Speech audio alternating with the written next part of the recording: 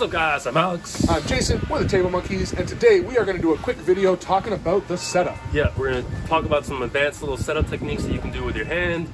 If you know what you want in the match, or if you know what your opponent is trying to do. Yeah, the biggest thing that I think newer pullers kind of get confused with is understanding that the match starts before the go. Right. It starts in the setup. The setup is like the first punch of the fight or of the combo that you want to throw. And if I come in and I throw a big open punch like this, and Alex's first punch is an uppercut, well, guess what? I just lost that fucking fight.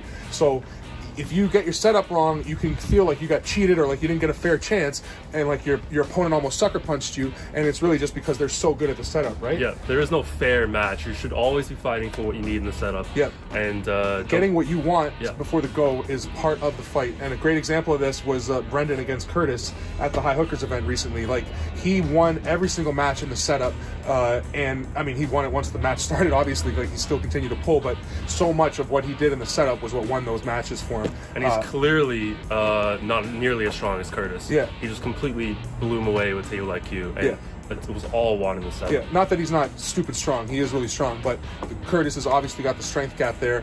And if Brendan were to play to Curtis' strengths, it wouldn't have worked out for him. And Brendan played the setup perfectly to get what he needed and keep Curtis from what he needed to make it look like Brendan was just 10 times stronger than Curtis. Yeah. So we're going to go over, like Alex said, just 3 different setups, and they kind of cover 3 different moves, cover a little, broad spectrum of the triangle, and there's obviously a lot more depth to it than that, but it gives you guys somewhere to start from and somewhere to, something to work on. Yeah, so here we go. All right, so the first setup we're going to talk about is basically like top roll versus top roll. So the point here is that I want to control my opponent's hand. I want to control his riser, pronation, and then eventually get into his fingers, but I want to control his riser and pronation, which we're going to consider the hand, and then flexion we're going to consider like the wrist. When you hear somebody say, oh, he has a strong hand or a strong wrist, I think those are kind of the separations. Like, I feel like hand is riser and rotation, like, so deviation and rotation, and then flexion is like your wrist strength. Sort of. It's still wrist involved, but yeah, there's obviously wrist and hand involved in both, but that's basically how I kind of think they're supposed to be defined. So if I want to control his rise, one trick, like if I grab him over his knuckle, this is obviously an illegal grip. I'm covering his knuckle. I'm not allowed to be up that high. So what I can do is I can take this pinky or this finger and pull it down so it's on top of the other finger.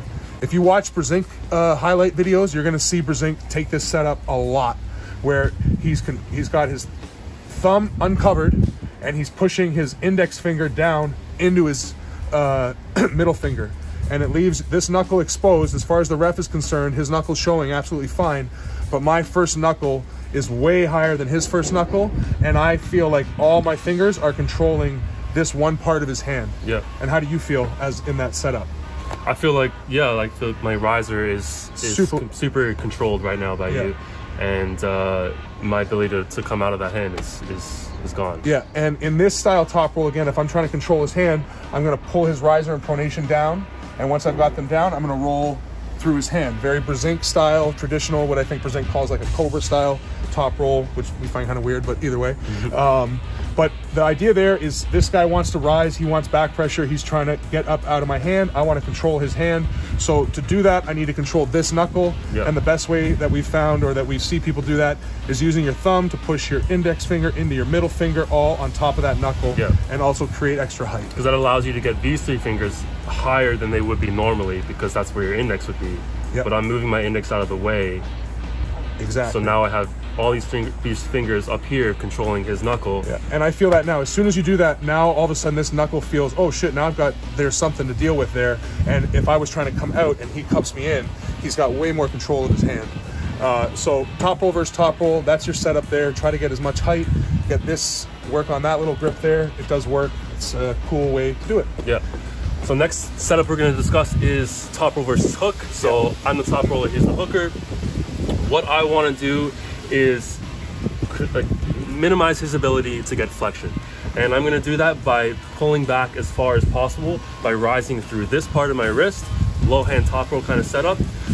And this forces him onto my wrist. He's got very poor flexion. His hand is basically like very open, so it's very hard to flex. As the hooker, I want to have these knuckles, like this part of my hand, past my opponent's thumb. So by Alex doing this to me, it's forcing, like he's doing this to me. So his thumb is on that knuckle ridge. So when I wrap my fingers, or when he wraps his fingers, it's like I've got my fingers where, like, you get what I'm saying? Yeah, yeah. And one thing you'll notice with guys that do this setup, because what they want is they want to feel your fingers. As soon as, you'll hear Devin say that, I want the guy to grab me first. As soon as I grab him, if I come and grab his hand like this, he feels my fingers. He knows where he's trying to put his hand, where he's trying to rise into. And all of a sudden, I'm like, wait, no, where did he go? Like, what am I grabbing onto here? Yeah, yeah. And then you can do a very similar setup with the hand, where I'm grabbing a lot higher with these 3 fingers, and I can just let this one sit up top here. And as soon as the ready go happens, then I can bring it up and rise over his thumb. Yeah. But it's completely fair in the setup when I'm showing his knuckle. And I don't feel a riser threat. I feel this, oh, I can't get the flexion that I want, so I'm trying to dive in real hard, and then all of a sudden he's way up on my hand, way up in my fingers, and I'd be fucked. Yeah, this is exactly the setup that BLM did against Curtis. Yep. And that's why he was so fucked, and immediately after the go, he had nothing. And Brendan's so good at it, he can literally do it in a ref script, where he's rising his ridge into Curtis's hands while the ref is holding his fingers. Like, the ref is right there paying attention, and somehow he's rising into his fingers. Like, it's artistry. It really is. It's fucking amazing. And when the videos come out from Arm Sports, we're definitely going to do a breakdown and sort of show how he did that and go over that whole match, because it was just so awesome. Yeah. So last setup that we're going to go over is if I'm a hooker and I'm going against someone who's trying to roll into my hands like that, but maybe not as good as Brendan does it. Yeah. Doesn't mean you can do it, honestly, but there is a way. These are the goals in these setups. These are what you're going for. So, like I said, I want to find a way to get this ridge of my hand past my opponent's knuckle. So I'm going to come in tight with my webbing to his webbing, and I'm going to seem like I'm reaching up, but instead of reaching up, I'm really trying to reach past. Like, I'm trying to push this part of my hand past his hand, and then lightly close my fingers, where I'm not squeezing down, because he wants to feel my fingers, so I want to keep them away so he can't really feel them, right? Yeah, and he's creating a big gap in this space here. So that's that room he has to supinate and cut into after the go. Yeah, and I've heard Brzezinski say this a lot. You may have heard him say it too, where you let your fingers float so that your opponent rolls into your hand. Well, on the go, that's what I'm going to do here. Is he rolls, instead of me actively trying to cup him in, I'm just going to hold my fingers flat and let them roll in my hand like this. And then all of a sudden, I'm deep, like he's deep into my cup. He's fully pronated, so he's got nowhere else to go or no more pressure. And I've got all this room to drag and to pull and to get deeper and to get wrist to wrist.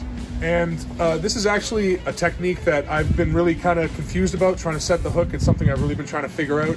And I've learned a couple different ways to do it. But thankfully, at the High Hookers event on November 13th, Ian Carnegie actually went over this with me and explained that whole floating finger and how you let them roll into your hand. And as soon as he explained it to me, it clicked. And I, thought about it a lot. And it makes a lot of sense. So these are just, 3 different setups that you can do. There's a ton of different setups, a ton of different ways to get yourself in the position that you want to be in, or take your opponent out of the position that they want to be in. And that's a huge part of the game. So you got to learn how to fight before the go. Exactly. Learn how to fight. Practice it in your next upcoming tail practice, and let us know what you think. Leave some feedback down in the comments. Like, share, subscribe. All those things. And monkeys out. Peace.